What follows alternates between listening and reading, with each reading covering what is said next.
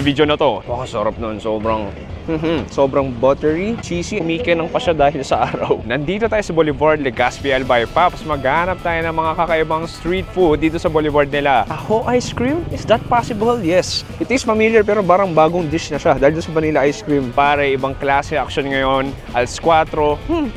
Alas 5 ng hapon ngayon pero sobrang daming mga street food vendors nagsisitayuan. Yung iba may stalls talaga, yung iba kotse lang na ginawang tindahan, hindi lang pagkain binibenta, maraming abubot, iba't ibang damit at marami pang iba. Paps, ibang klase yung action. Like, kita mo naman, naririnig ko ang hampas ng mga alon sa likod ko. Ang napakagandang Mount Mayon. Pero kung tayo paligoy-ligoy pa dahil ang mission ko is maghanap ng mga masarap na pagkain dito. Ano hinihintay natin? Parang nag-back to zero yung palit ko. Sarap. That's a very, very decent burger. As in, chura!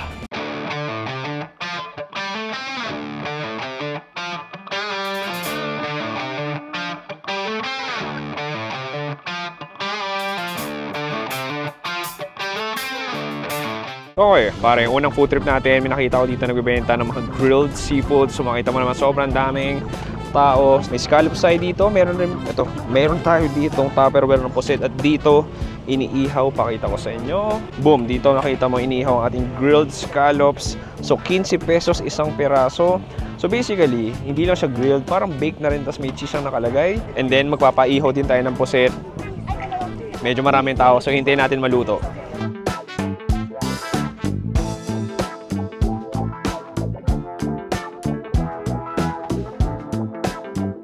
Okay, so luto ng ating baked scallops or grilled scallops. Salamat, ate. Oh, that looks nice. Looks good. And so tutulungan tayo ni Manuel. Lalagyan niya tayo ng chili garlic. Yung look at that. Sige, lagyan mo lahat, Manuel. Yung sarap. Pro na pro.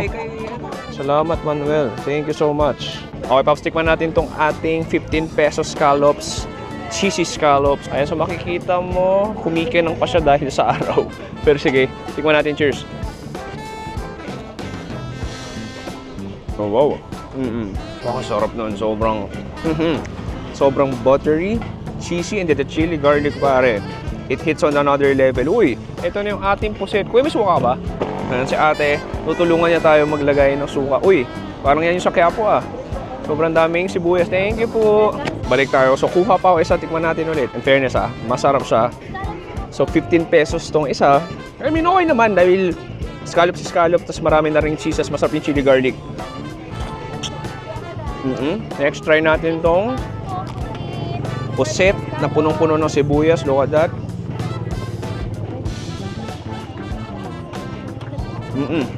It's one of the best street food in the world. Alam mo, mas nakakatulong yung vibes. Nakita ko yung Mount Mayon ngayon. Tapos kumakain ako ng puset. Napaka-random.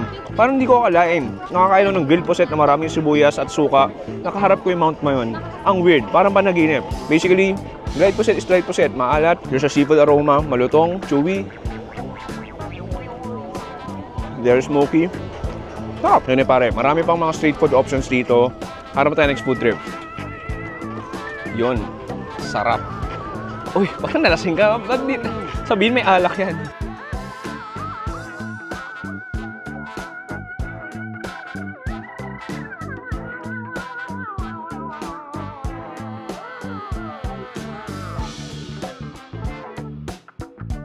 Okay, next food trip natin. Meron tayong tinatawag na fruit soda. Sige, Pops.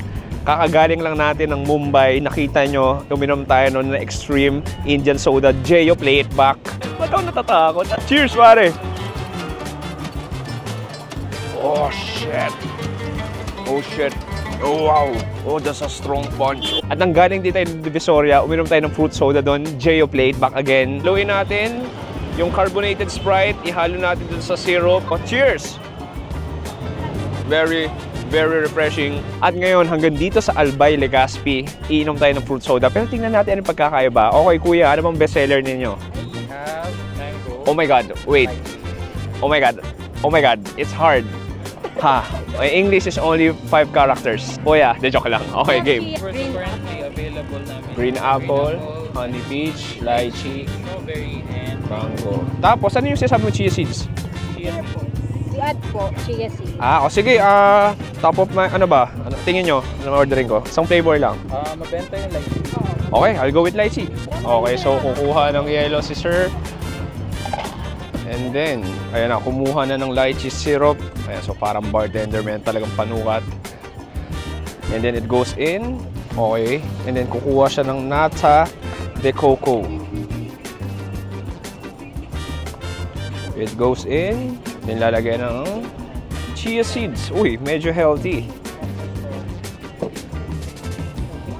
And then of course, this one, ito yung nagpapasoda. Lalagyan ng Sprite. Okay, ayan na. Napupuno na ba? Kakaiba to. And then of course, i-stir yan para mahalo yung mixture doon sa soda natin.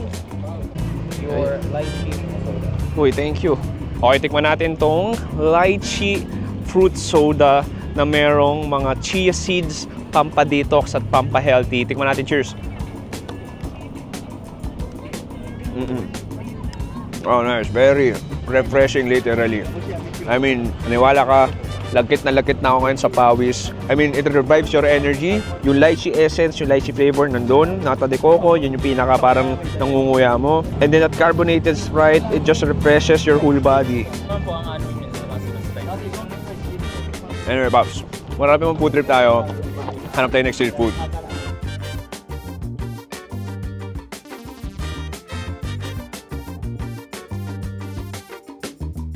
Pops, makikita mo na yung point of view ko habang naglalakad. Ito yung karagatan, tapos makikita mo yung Mount Mayon na sobrang perfect. Perfect triangle.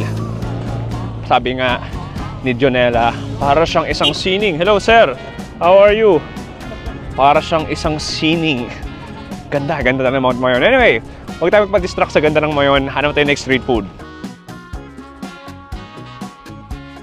Susama ko yan, ha? Ganyan-ganyan kayo pag yan sinama ko.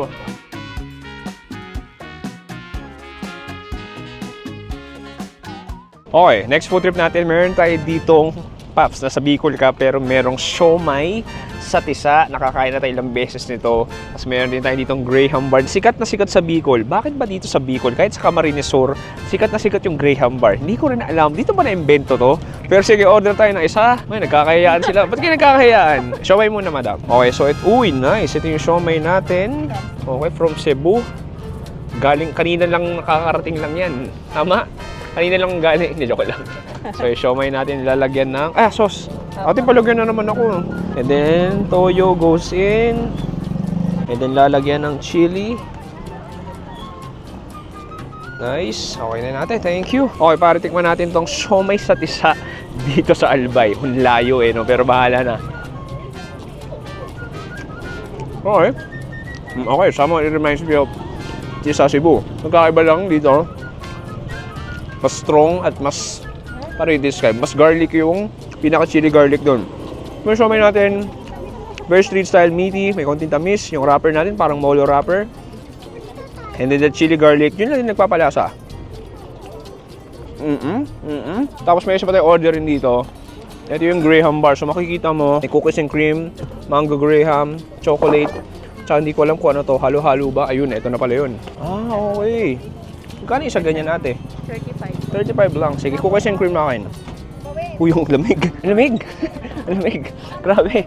Parang sa init ng panahon ngayon dito. Uy, may mga paparazzi tayo. Hello. Ang ganda nga. Maayong ano. Ay, di pala maayong ano ba dito? Maray. Maray na hapon? Hapon. Maray na hapon po. Okay, ang sarap. Ang init. Okay, so makikita mo. Okay, looks nice. Parang siyang ice cream cake or ice cream sandwich. Sa Singapore, parang ganun. Tapos yung pinaka-bread niya is Graham cracker. Cheers, tikman natin. Oh, wow. Oo. Parang bata ngayon. Nabiligyan ng tito ko ng chocolate na galing Amerika. Harap. Una sa yung Graham Bar, medyo moisturized na siya. Medyo nabasa na siya siguro dahil lumamig. Pero nag-add ng extra flavor. And then cookies and cream. Typical cookies and cream na ice cream. Sarap. Very refreshing. Actually, parang maubos ko to. Actually, naku-curious ako ate. Isa nga ako ng mango Graham. Naku-curious ako eh. Bakit naman naubos ate? Bakit? Nag-drama yun. Naging rom-com. Anyway, Pops, sayang. Wala yung mango Graham dahil na sold out agad. Too late, Chewy. Too late. Proceed tayo next food trip.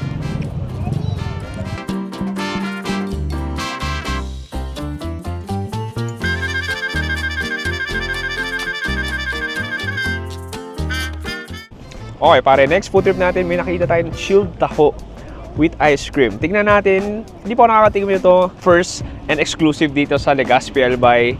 Okay, kuya. Si kuya gagawa. So, makikita mo kumuha siya ng cup. Okay, and then ito yung ating soya or ating taho. Okay. Uy, lalagyan pala muna ng ano yung kuya? Graham Crush. Graham, crushed Graham, and then the taho goes in. Then, lalagyan ng boba. Pag sa Pilipino, sago. Pag sa Taiwan, boba. And then, uy, ito ng ating Filipino sweet style sugar syrup o arnibal.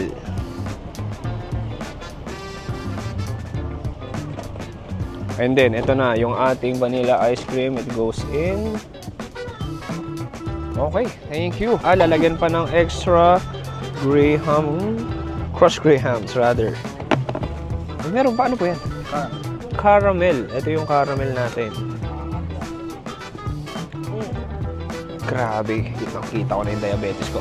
Okay, ito na yung ating taho ice cream. Is that possible? Yes, it's possible here in Boulevard. Pakita ko sa inyo. So makikita mo, okay, ito yung vanilla ice cream natin, yung caramel. Ano, tatry ko halu-haluin eh. Gusto kong makuha ko lahat sa isang kagat. Grabe, no? Sobrang overflowing. Sige, kuha tayo ng soya, ng konting sago, tapos ice cream siguro. Bahala na. Cheers! Oh, wow, it works, pare. Oh, it works. It is familiar pero parang bagong dish na siya dahil sa vanilla ice cream. Yung taho natin, yung pinaka-soya, very silky, may konting tamis. Yung arnibal, nagpapatulong. Yung caramel, extra sweetness. Yung boba, for another texture. And yung vanilla ice cream, ang sarap. Kumbaga yung taho, mas pina-dessert mo pa.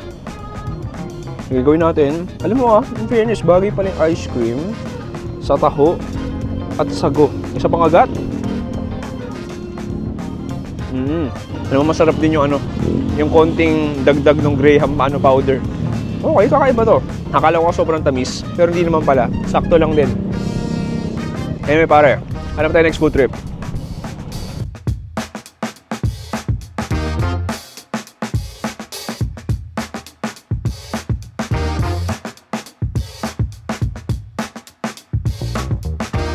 Okay, pare, magbubuko tayo dito. Dito, sikat dito yung fresh buko. Siyempre, nasa Bicol ka. Ayan na, sinachop-chop na yung ating fresh buko juice.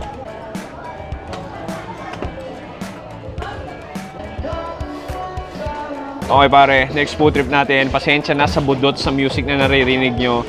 Pero meron tayo ditong buko juice. Itong area to, sikat to sa mga buko. Tikman natin muna to, 35 pesos fresh buko juice. Damang-dama mo yung electrolytes. Really fresh. Kasi parang hindi na ako really tastes like from any buko. type. Uy, grabe, kita mo naman to. Isang buo. Hindi, nagdikit-dikit na siya sa mantika. Sige, tikman natin muna. I mean, tastes great. Parang fried chicken lang din. May nguya ka ng konti.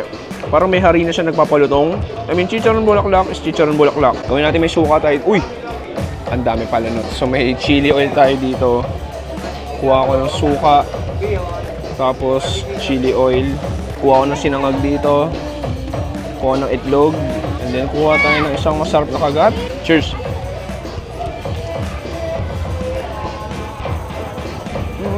Alam, medyo rare lang na. Ang chicharon bulaklak, ginagawang silog. Okay naman siya. Bagay naman siya. Parang fried chicken lang din. Pero puwet. High blood talaga to. Anyway, pare, nabubusog na ako pero may space pa yung chunk ko ng isang food trip dito sa Boulevard, dito sa Legazpi Albay. Cheers!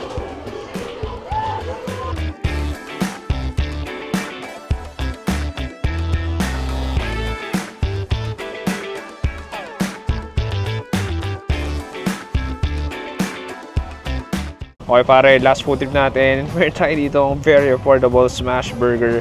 So ito, naglagay na ng margarine o butter, lagyan ng white onions, pepper, salt. And then ito na natin yung beef patty. Goes into the hot griddle. And then i-smash niya. Kaya nga smash burger. Okay. Okay, nilagyan niya pa ng extra salt. And then extra pepper goes in. And then ini-scrape niya.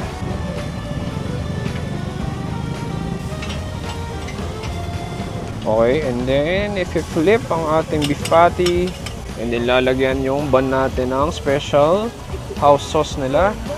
And then the caramelized onions will go to our buns. And last step nyan, lagyan ng lettuce. Lalagyan din ng tomatoes. And then beef patty goes in. Okay, boom. Okay pare, let's dig in. Ito na yung ating smashy burger. So tignan mo. Okay, a good amount of protein or beef, lettuce, tomatoes with the house dressing sauce and the toasted bun. Tikman natin. Nakakatawa. Yung kaliwa ko walang gloves. So isang kamay lang. Cheers.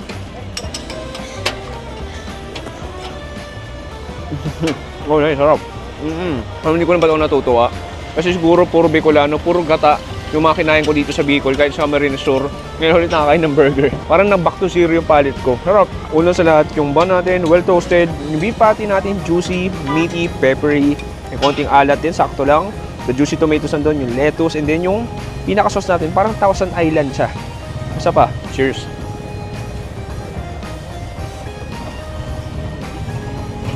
Oh, wow. For a price of 140, that's a very, very decent burger. As in, maganda sa kanya. Iba lang din talaga pag smash yung burger. Mas na-enhance yung juiciness. Mas nararamdaman mo yung fattiness ng patty. Nice.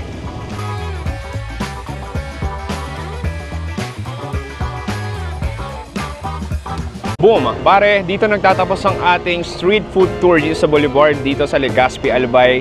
Alam mo sabi ko, very modern, creative, and very resourceful. Yung mga pagkain dito, like may mga pagkain na pwede mo matagpuan sa kotse, may mga street food stalls na nagsisibukasan, may mga modern shops ko dito, burger shop, may mga coffee shop, ibang klase, at higit sa lahat, yung bonus doon is nakikita mo yung truck na dumadaan, pasensya na sa maingay, pero bonus dito, yung makikita mo yung Mount Mayon na napakaganda sa mata. Doon pa lang, busog na busog ka na. Maraming salamat sa panonood. Salamat kay Manuel na tumulong sa atin. Maraming salamat sa ating local guide na si Mel. At maraming salamat lahat sa inyo. Mag-subscribe ka na sa Another Chewy Show. Mag-subscribe ka na sa The Chewy Show. Ako si Chewy. Dito sa Legazpi Albay. Nagsabing stay safe. It's a good night and good